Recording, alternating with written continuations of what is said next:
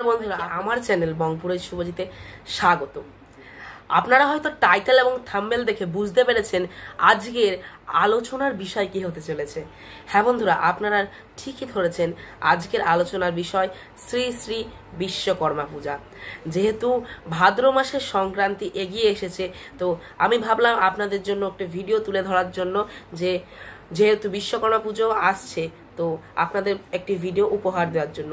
তো বেশি দেরি না করে চলুন শুরু করি আজকের আলোচনার বিষয় শ্রী শ্রী বিশ্বকর্মা পূজা। তো পূজার মতনই এই পূজাতেও প্রথমে আচমন, বিষ্ণু স্মরণ, সূর্যার্ঘ্য, সূর্য প্রণাম এবং সবেদক্ত স্বস্তিবাচন পাঠ করে সংকল্প করতে হবে।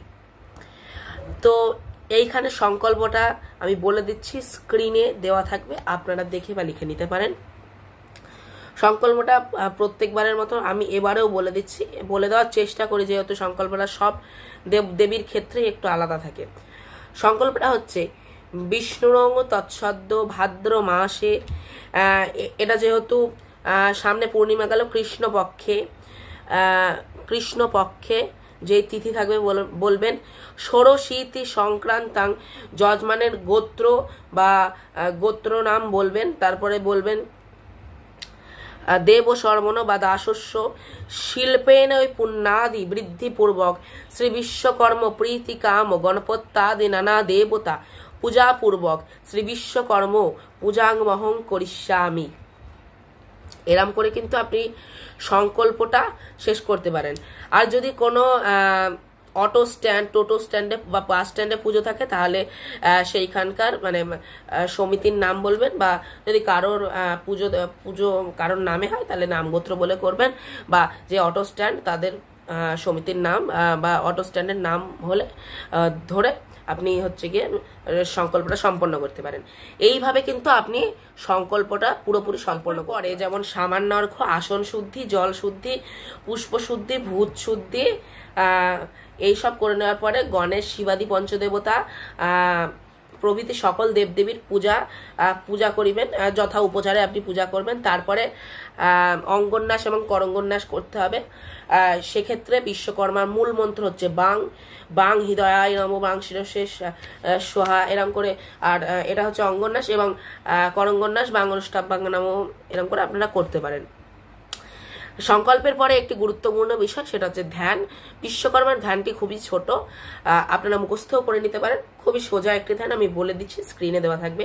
পূর্ব মুদ্রায় একটি পুষ্প গ্রহণ করবেন, গোটা পুষ্প, তারপরে বিশ্বকর্মার ধ্যানটি বলবেন। ওং দংশ পাল মহাবীর সুচিত্রকর্ম কারক বিশ্বকৃত বিষধ্রিক ত্বঞ্চ বাসনা মানদণ্ডধ্রিকা, এরম করে কিন্তু ধ্যানটি আপনারা করতে পারেন। তারপরে আবাহন করবেন, মূর্তি থাকলে চক্ষুদান, প্রাণ প্রতিষ্ঠা করবেন। তারপরে গিয়ে ষোড়শ প্রচারে পুজো, বা যে প্রচারে পুজো হবে বিশ্বকর্মা দেবের ওং বিশ্বকর্মণে নমঃ, এই মন্ত্রে আপনারা ষোড়শ উপচার, দশর উপচার পুজো করতে পারবেন। উপচারী দিয়ে নিবেদন করতে হবে এই মন্ত্রে।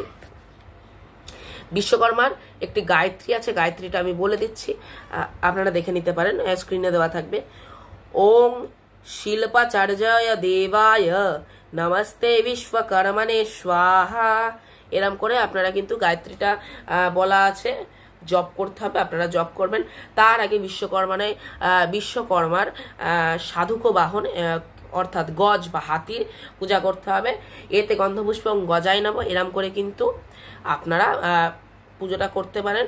এরম করে পুরোপুরি পুজো করার পর এবার একটি মূল বিষয় হচ্ছে অঞ্জলি।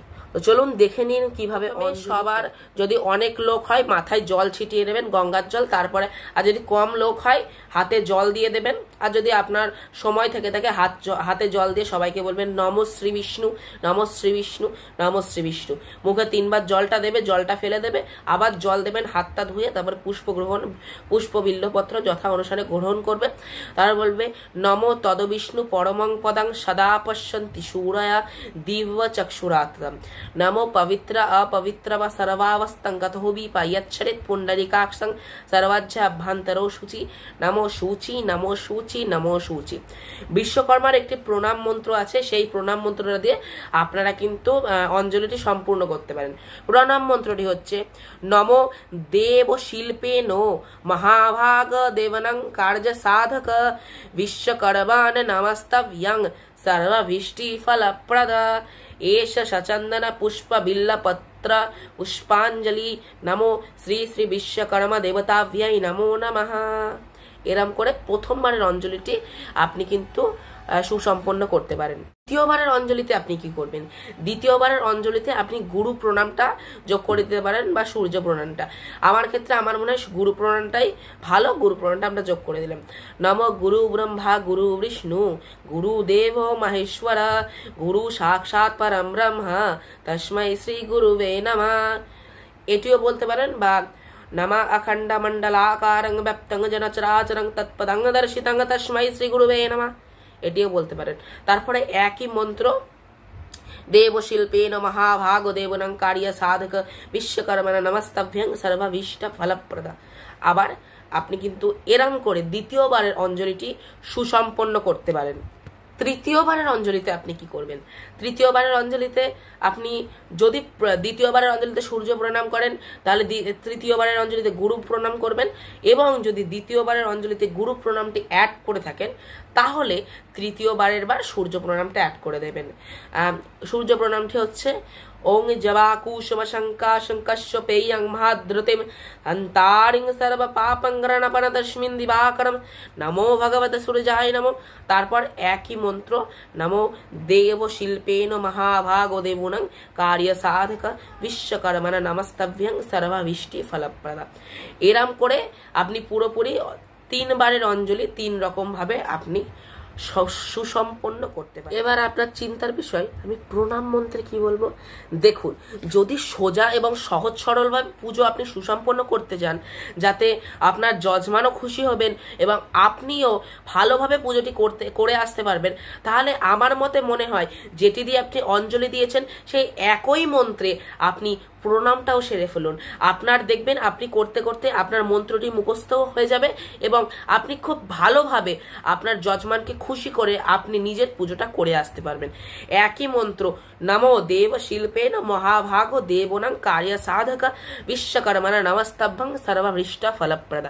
এরম করে অঞ্জলি প্রণাম আপনি সুসম্পন্ন করতে আপনি আরতি করবেন, আরতির পরে আপনি হোম করবেন। হোমটা সব জায়গায় হয়ে থাকে বিশ্বকর্মা পুজোয়, কারণ সব জায়গায় একটু বড় করে পুজো হয়, অনেক বাড়িতেও হয় ছাঁচের ঠাকুরে না, সেটা আলাদা ব্যাপার, কিন্তু হোমটা বেশিরভাগ জায়গায় হয়ে থাকে আমার মনে হয়। যদি আপনারা সহজ সরলভাবে ছোটভাবে বিশ্বকর্মা পুজো বুঝতে চান বা মেন ধাপগুলো, তাহলে এইগুলোই আমি কথা দিয়ে বলতে পারি। যদি আপনি আমার ভিডিওটা পুরোপুরি ভালোভাবে দেখে থাকেন, আপনি কিন্তু বিশ্বকর্মা পূজার 50 থেকে 70% আপনার ধারণা হয়ে যাবে, আপনি ভালোভাবে করেও আসতে পারবেন। আমি কেন বললাম না বলতো 50 বা 30%, কারণ ওটা পুরোপুরি আপনার নিজের স্টাইল এবং নিজের ধরনের উপর ভিত্তি করে আপনি পুজো করবেন। তাই ওইটুকু পার্সেন্টেজ আপনাকে শিখতে হবে, বেসিকটা আপনাকে শিখতে হবে, নাহলে কোনো পুজো আপনি করতে পারবেন না। কেউ আপনাকে হাতে ধরে পুজো শেখাবে না, নিজের একটা বেসিক ধারণা আপনাকে রাখতেই হবে। আমি কথা দিয়ে বলতে পারি, যদি আমার ভিডিওটা আপনারা দেখে করেন তাহলে আপনার যজমান খুশি হবে, আপনি ভালো করে পুজোটি সম্পন্ন করতে পারেন। তো বন্ধুরা, আজকের মতো এইটুকুই। আমার ভিডিওটি যদি আপনাদের ভালো লেগে থাকে লাইক শেয়ার কমেন্ট করবেন, বন্ধুদের ভেতরে পাঠিয়ে দিন ভিডিওটা। যারা পুজো নিয়ে অনেক সমস্যায় আছে শেয়ার করুন, কমেন্ট করুন আমার জন্য, এবং যদি আমার ভিডিওটা ভালো লেগে থাকে তাহলে আপনি একটি লাইক করে দেবেন। এবং যদি আমার চ্যানেলটা আপনাদের ভালো লেগে থাকে অবশ্যই আমার চ্যানেলটিকে সাবস্ক্রাইব করুন। পুজো আর্চা করতে থাকুন, বকবুড়ির শুভজিৎ চ্যানেলটির পাশে থাকুন। নমস্কার, আজকের মতো এইটুকুই। আবার দেখা হচ্ছে অন্য কোনো ভিডিও।